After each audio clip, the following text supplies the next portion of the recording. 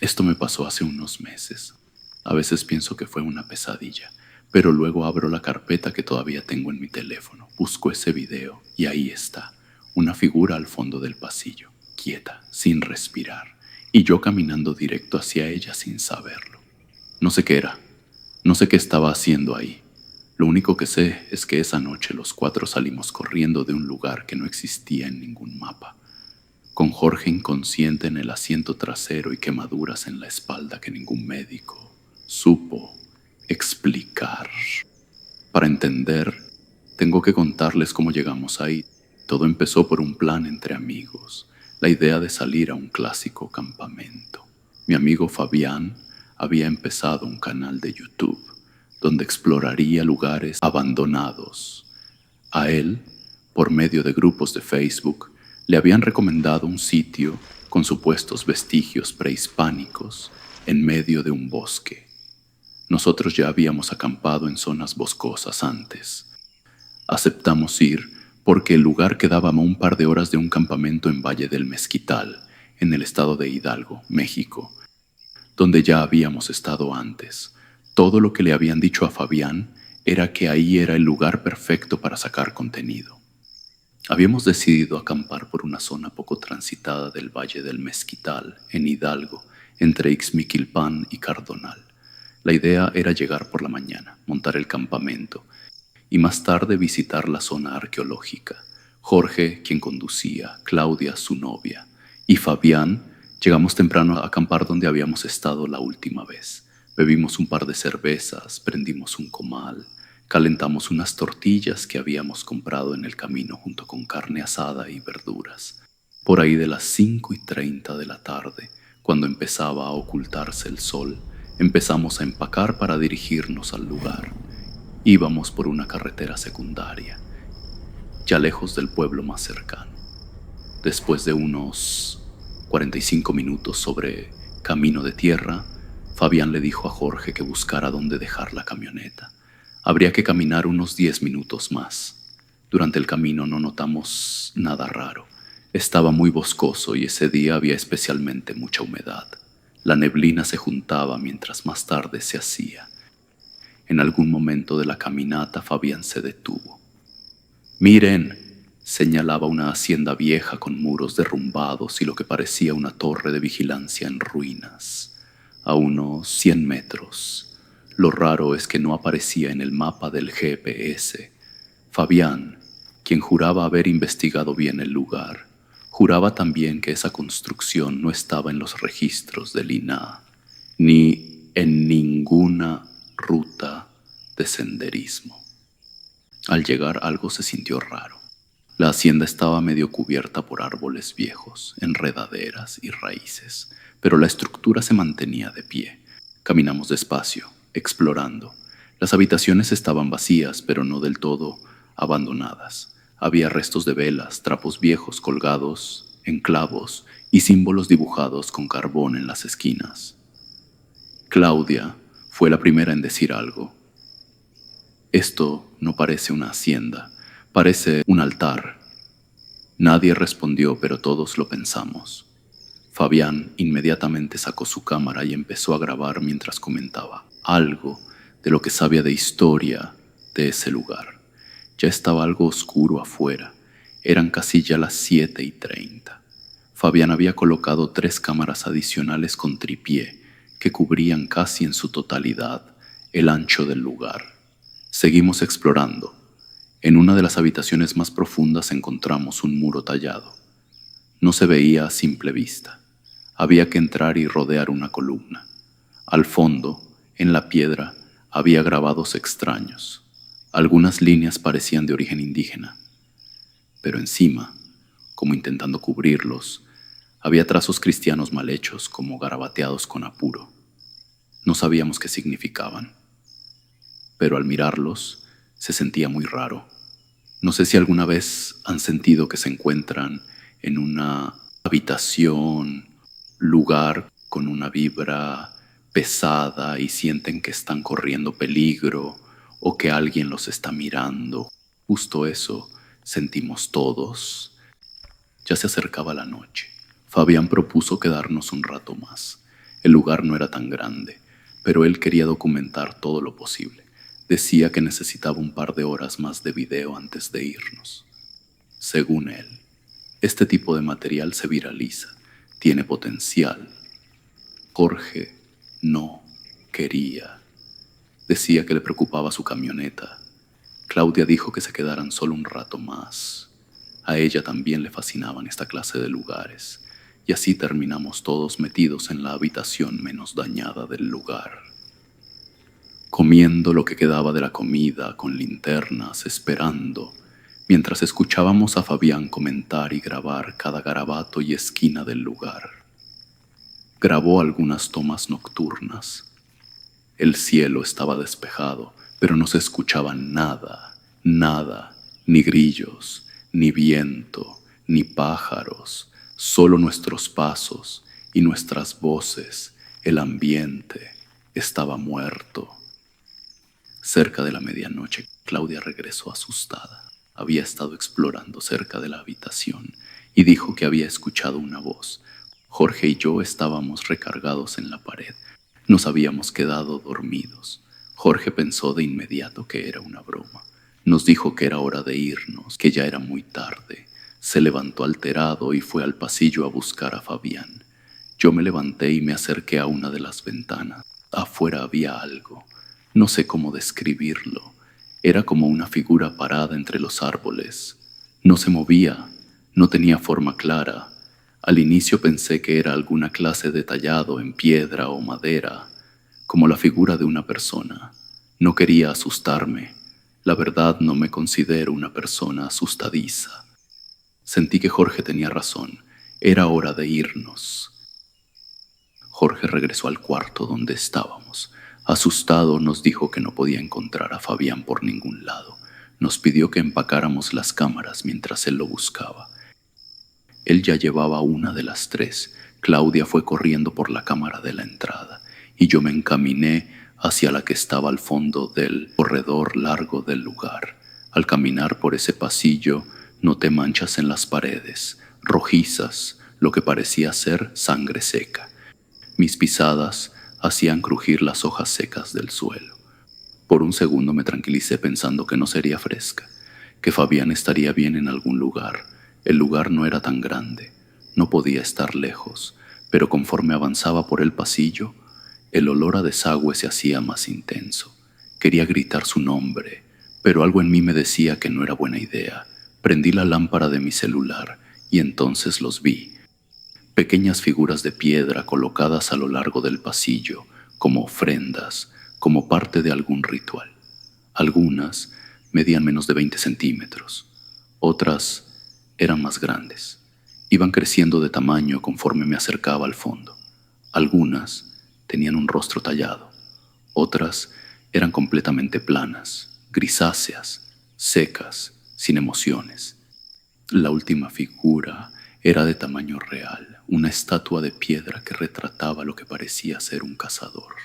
Taparrabos, brazo derecho levantado, sosteniendo algo pequeño, como una lanza, o más bien como un cuchillo alargado.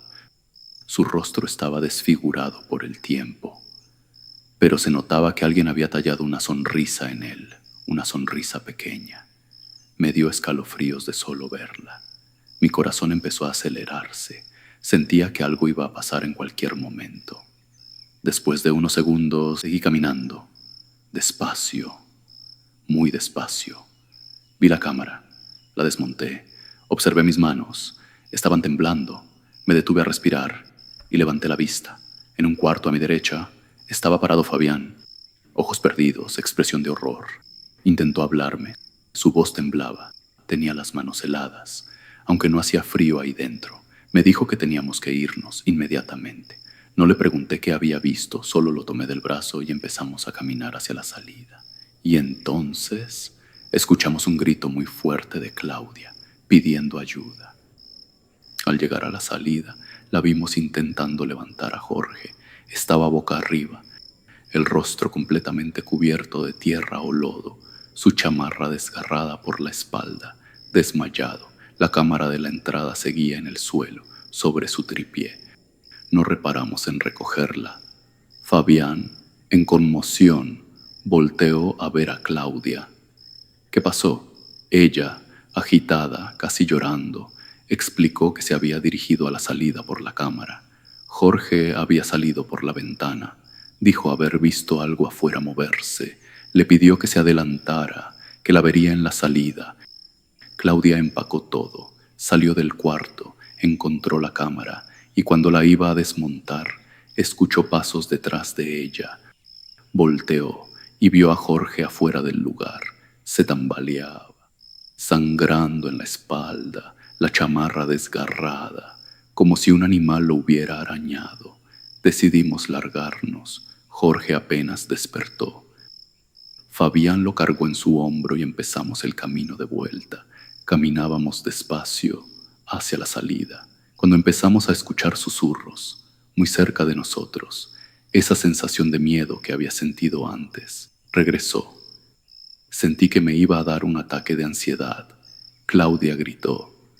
Salimos de ahí lo más rápido que pudimos. Dejamos la cámara atrás.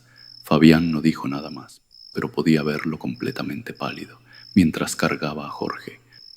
Corrimos al coche lo más rápido que pudimos. Todos juramos escuchar pasos detrás de nosotros, como si nos estuvieran persiguiendo. Los susurros continuaban. No entendíamos nada. Llegamos al coche. Estaba donde lo habíamos dejado, pero algo había cambiado. Había más de esas figuras, las mismas que había visto en el pasillo. Alguien las había colocado muy cerca de la camioneta. Eran 5, rodeando el coche, de distintas formas y tamaños, algunas de unos 80 centímetros, otras de 1,5 metros, pero había una enorme, de casi 2 metros de altura, todas con formas irregulares, deformes, totalmente gastadas, como si llevaran mucho tiempo siendo usadas para algo. Fabián sacó las llaves del bolsillo de Jorge, quien seguía semi-inconsciente. Subimos sin decir una palabra. El camino de regreso se sintió más largo. Fabián apenas podía controlar el volante. Claudia lloraba e intentaba hacer reaccionar a Jorge. Llegamos al médico más cercano. Jorge tenía quemaduras en el pecho y la espalda. Seguía sin reaccionar del todo. No estaba dormido, pero tampoco despierto. Al día siguiente se sentía mejor, pero juraba no recordar nada de lo que había pasado. Fabián cayó en cuenta de que una de sus cámaras se había quedado en el lugar, así que se puso a revisar el material de las cámaras restantes. Tenía 2 archivos, la cámara que yo desmonté del pasillo y la que Jorge había recogido del cuarto. Fabián puso el primer video. La primera cámara apuntaba directamente al cuarto donde nos habíamos quedado dormidos. No había mucho metraje útil. Claudia regresando a avisarnos que había escuchado un ruido. Jorge saliendo al pasillo, gritando el nombre de Fabián. Lo único que nos llamó la atención era que afuera del cuarto había 3 estatuas, las mismas que yo había visto en el pasillo, todas con la misma forma, la misma pose. Al final del metraje sale Jorge desmontando la cámara. Eso era todo. Nadie dijo nada.